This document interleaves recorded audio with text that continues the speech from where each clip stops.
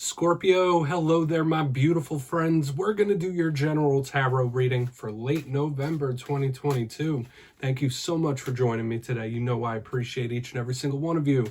So let's get right down to business and start you off with an oracle card here, just so we could dip our toes into energy and see what's going on for my lovely Scorpios. I hope you're all doing fabulous, my friends. I'm sure you are. Scorpios stay fabulous, right? Let's shuffle it up one time here, my guys.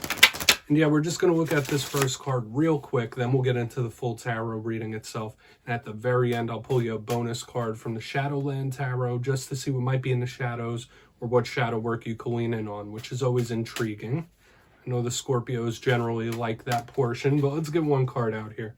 Let's see what's up with Scorpio, please. It's been an interesting few weeks for Scorpio readings. And yeah, I get this card tons with water signs. It's super dreamy, super etheric, pardon me. It could be tied into sleep, and we'll talk about it. Before we do, though, if you're new here, I'll be speaking about the November subscriber surprise towards the end, so you might want to check that out. Also, if you could kindly illuminate that like button by tapping it right on its third eye, you know I'd greatly appreciate it. But into the reading, enough of the promo. Have a little look here at this card. You see this person, they're wearing their PJs, they got a sleeping cap on. There's all sorts of nonsensical things happening in the card. There's dream catchers, all this interesting symbolism. So we are thinking of the astral or etheric realm when this card shows up, the realm of the mind, the realm of thought. For a portion of you, there could be certain things attached to sleep, whether it's your sleep schedule, not being able to sleep, sleeping too much. Like I always say, it's not one size fits all, but there could be something linked to sleep in general. You might need some more rest when this card shows up. However, this is a huge card of the imagination. The spirit might be trying to talk to you through dreams, synchronicities, and signs, of course. But when this card shows up, it's very creative and thought-based. Your creative juices should be flowing and should be explored in this time, whether it's through art, music, literature. This is really good. Let's get into the tarot. I always say that, I mean, yeah, it could just be sleep as well, but this card doesn't make or break the reading. It's just a footnote for us. Let's shuffle this deck up one time and get you 3 cards in the upright before we get that intuitive, juicy stuff. Let's see what's going on for Scorpio, please. Guides, talk to me. So, like I was saying, the last few weeks, the readings have been interesting, to say the least. Last week's reading was an emotional eruption. The week before that was an explosive ending. So we've had this very volatile type of energy the last 2 weeks. The 2 weeks before that, there were 2 readings in a row that contained the word warning. Now, I try to keep my titles as simple as possible, but I always pull from something within the reading. So hopefully things haven't been too rough for you, Scorpio. But we're going to see what we have this week. We're going to keep it optimistic. See what we get. Let's get 3 cards out here. It's always important to remember that you just take this how it hits for you, because we could be looking at your energy or someone you're connected to. It's never set in stone. Let's get 3 cards. Thank you. All right. Yeah, so the 5 of Wands showed up for you last week. You do have repeating 5s here, Scorpio. We want to see how the rest of this turns out, because you also got the 5 of Cups right here in the center. Okay. Ooh. Yeah, somebody might not be too happy about getting on your wrong side. That's one thing I'm picking up here, Scorpio. Let's get one more. 7 of Cups. Okay. Yeah, this is going to be a very layered one, Scorpio, with the way these cards are playing off of each other. But we'll talk about it. Let's go through. I'll give you some of the classical meanings and archetypes, then we'll get that juicy, intuitive stuff. So I'll say this. Position 1 and 2, we have 2 cards with the number 5. In numerology, I know 5s can speak about upheaval, but I will say this.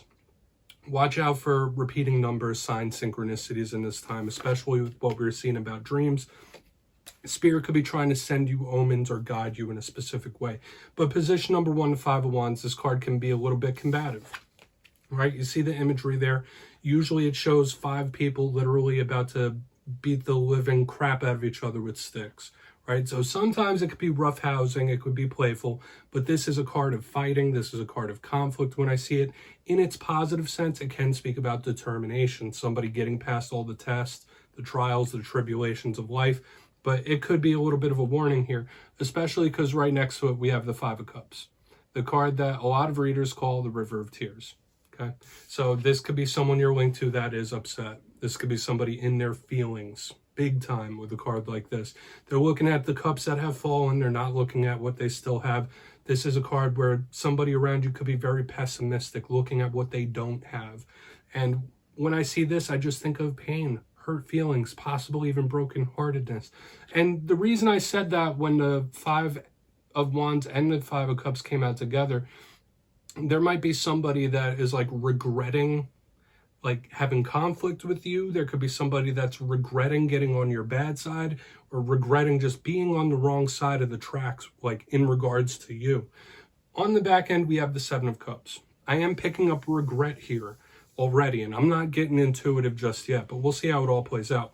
On the back end, we have the Seven of Cups. A lot of the themes I spoke about in the beginning of this spread with this dream card, they consist here. This is a big card of daydreaming. So we have a lot of action in the mind here. Okay, well, yeah, we have this fiery energy from the last few weeks still showing up. We have someone in their feelings, but this is a lot of mental action here. Now, the Seven of Cups can talk about somebody with a lot of options, a lot of paths. Do I do this? Do I do that? This person isn't lacking for options. There's a lot of things they can do and a lot of things they can attain. So in its worst sense, it can be somebody who's a little bit indecisive, but just know that your mind could be extra airy in this time, or like your brain could be extra active, okay? Because that is a big card of daydreaming. Let's put that down there. Let's dive deeper on all of it though, Scorpio. Let's jump in and clarify.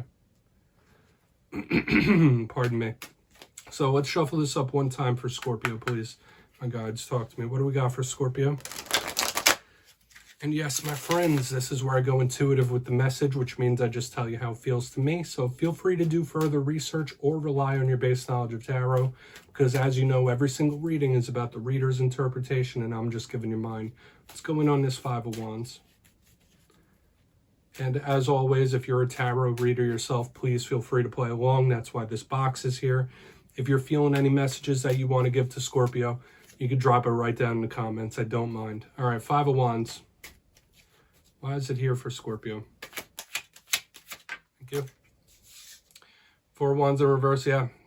Somebody feeling like they messed up. That's just how it feels to me. Once again, I will say this with the Four of Wands, although it's in reverse, that is the 1111 card. There are powerful cards of omen here.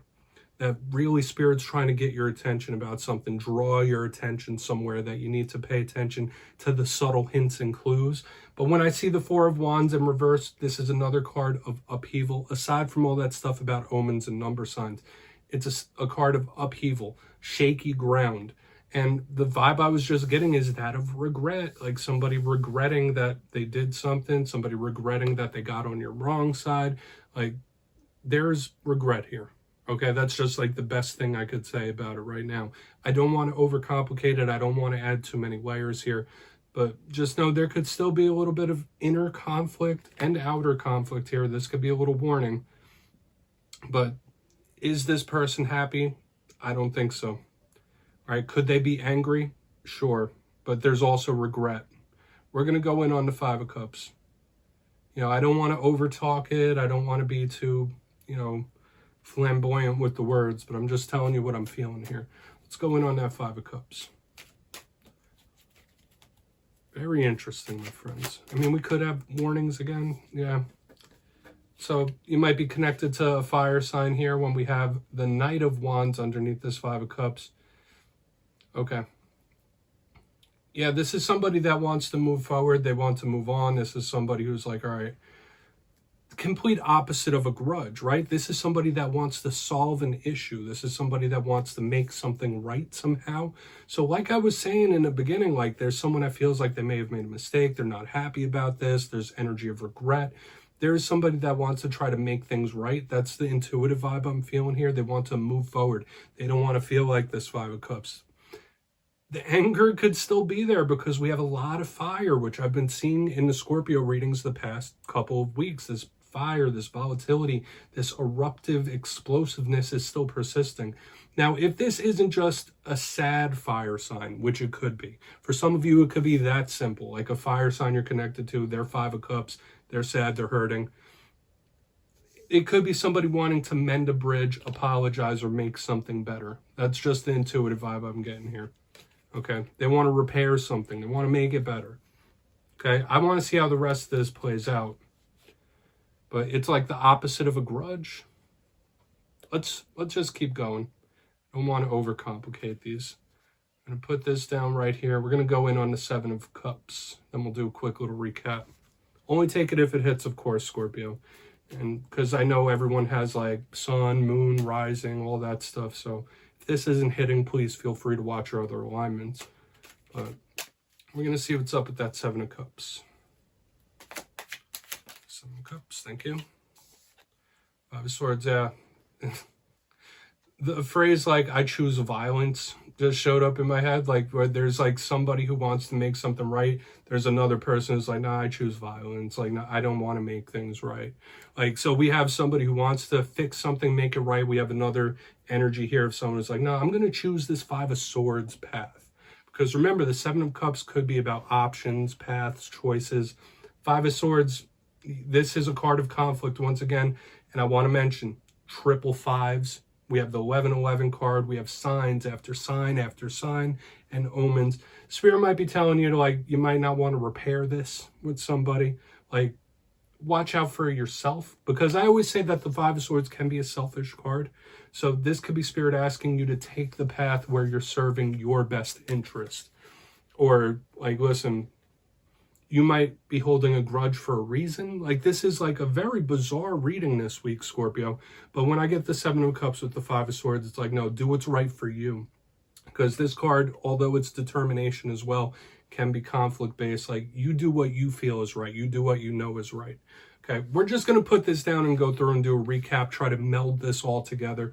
Because this could be one situation. It can be multiple. But I've been feeling very, very interesting stuff the whole entire time. Let's put these down. Now, if you kindly look in the box, my friends, in position number one, and I will say this, we have tons of number signs. I mentioned it several times. We have triple fives, the 1111 card, so watch out for the signs. But we have the Five of Wands with the Four of Wands in reverse. This is an energy of upheaval. This is an energy of conflict. And I've been feeling it since the beginning that there could be somebody that regrets getting on your wrong side or regrets the actions they've made. They regret the aggression that they've shown. That's a big vibe I'm picking up here, but just know this could also be a warning that this fiery energy could still persist for a bit. There's still that little bit of volatility in you or in someone. Moving to the center, we have somebody trying to like go the peaceful route. Somebody who wants to mend a bridge, make things better. Now, for some of you, it could just be a fire sign who's in their feelings. Upset, sad, possibly even angry or mad. I was seeing that in the beginning. But it's somebody who wants to make things better, move forward, make peace. Boom, right to the back end. Yeah, that's not happening. That's kind of the vibe I'm picking up. We have the Seven of Cups with the Five of Swords in the upright. Somebody who's choosing to take that path of the self. They're going to do what's best for them type of vibe here on the back end, okay? Like, they're just going to do what's right for them. There's a lot of possible conflict showing up here, Scorpio, but it might not be best. Like, if there is someone with regrets or they want to apologize, cool, accept the apology, but you might not want to mend a bridge here with the way these cards are laid out, okay? If any of that makes sense to you, please take a screenshot if you want to look into them further. Very interesting. We're going to get you one shadow card here. I mean, it's never a dull reading for the Scorpios, okay? Whether it hit for you or not. That's interesting. Let's hope no nonsense happens in the coming week. But yeah, we're going to get you this one shadow card just to wrap this reading up. What do we got for Scorpio? In the shadows, please. Thank you.